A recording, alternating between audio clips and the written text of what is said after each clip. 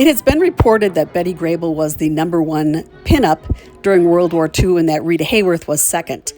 And although Betty Grable's pinup is gorgeous, I personally, and yes, I'm biased, think that Rita Hayworth's pinup is the one that really stands the test of time.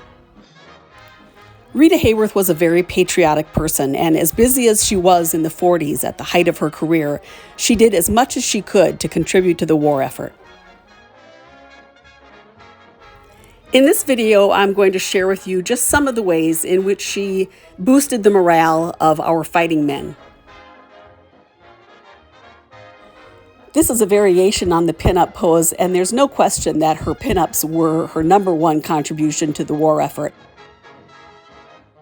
This very rare and somewhat more risque photo of Rita from the same session was signed by her to an aviator.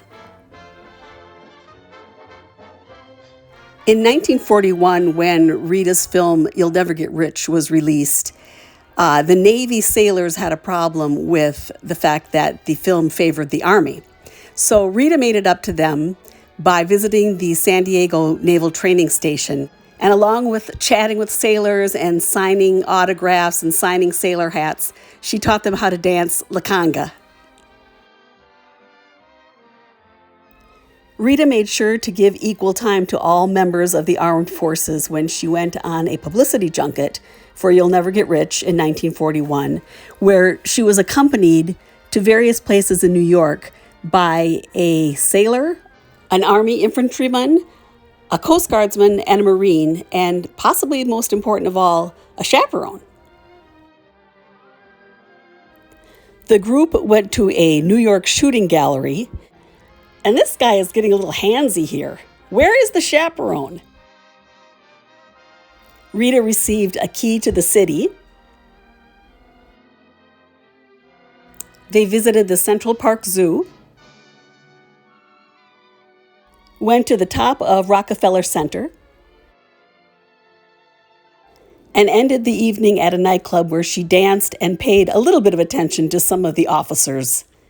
The biggest plus from this junket was that Columbia Studios donated the first day of receipts from the release of You'll Never Get Rich to the Armed Forces Emergency Relief Fund.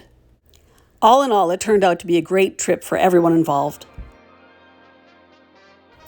She continued doing her bit through the end of 1941.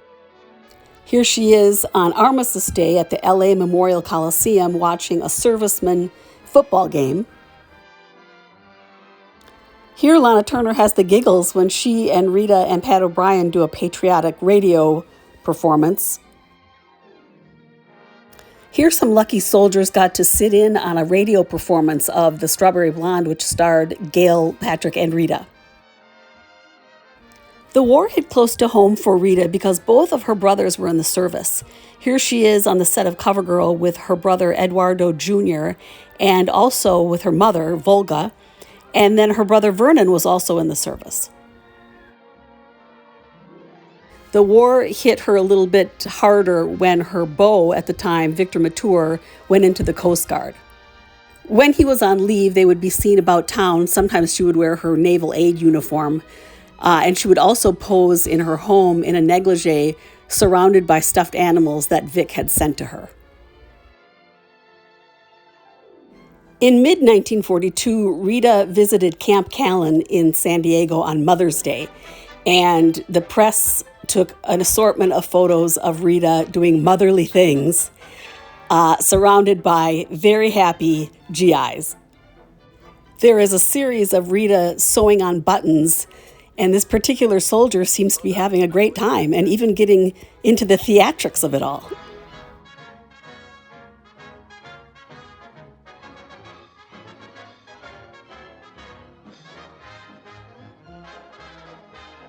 I'm sure this guy was wishing he was bent over Rita's lap, but alas, he only had his coat button sewn on.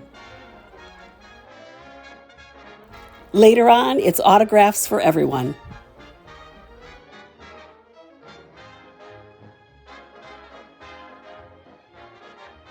Rita was extremely shy, but sometimes she would give out a kiss in the name of the cause.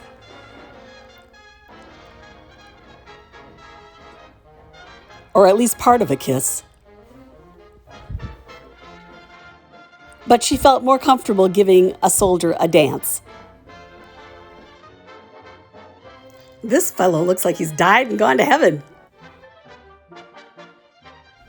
Here she is dancing with a lucky fellow at the Hollywood Canteen. The Hollywood Canteen was an incredible organization that was founded by actors John Garfield and Bette Davis. It allowed soldiers to stop by and dance with their favorite stars. They could get their autographs.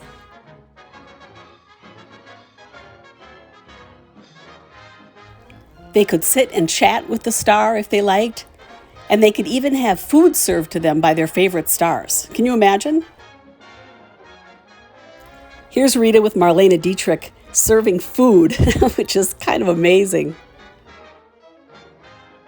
Here she is laughing up a storm with Leslie Brooks, and they are both wearing costumes from the film that they were in together, CoverGirl. Rita also joined forces with other stars at the Hollywood Canteen and at various camps, including Red Skelton. Here she is with Ginny Simms and Mary Martin. Here she is on stage with Milton Berle and giving a little speech. And she joyously mops floors with Evelyn Keyes and some sailors.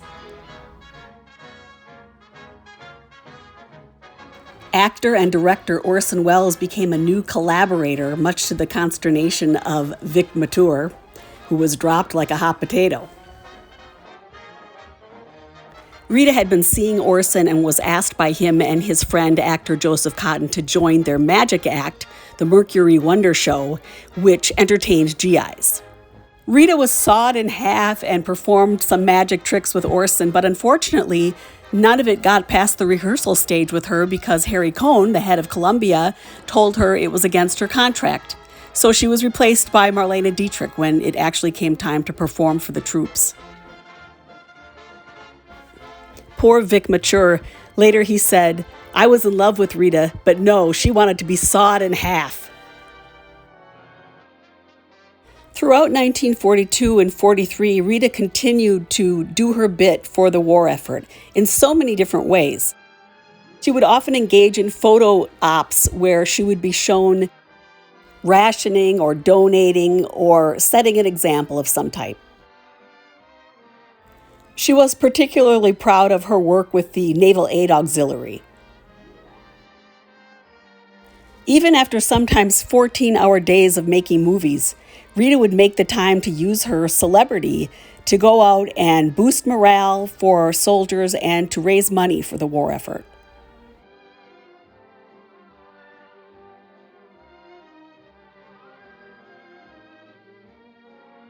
It all wasn't for public consumption either, or publicity. Rita took a lot of her own personal time to go visit camps and chat with troops. Both during and after the war, Rita would visit hospitals and veterans and was actually named GI's favorite glamour girl, and she was given a GI Oscar along with a few other notables that you'll see here, including Bing Crosby. In 1946, when her film Gilda was released, her picture was pasted on a test atomic bomb that was dropped on Bikini Atoll. This was something that was meant to be an honor, but it upset her very deeply. In 1947, Rita was on a publicity junket to promote the release of Gilda. She visited some hospitals and veterans. Also on that trip, on behalf of the Red Cross, she performed in a radio broadcast at Bad Nauheim. She also agreed to appear at a ball, but only for 30 minutes, and I can understand why, because can you imagine how long she would be dancing there if she had to accommodate every GI? I love what this fellow wrote in his scrapbook. Rita Hayworth comes to town.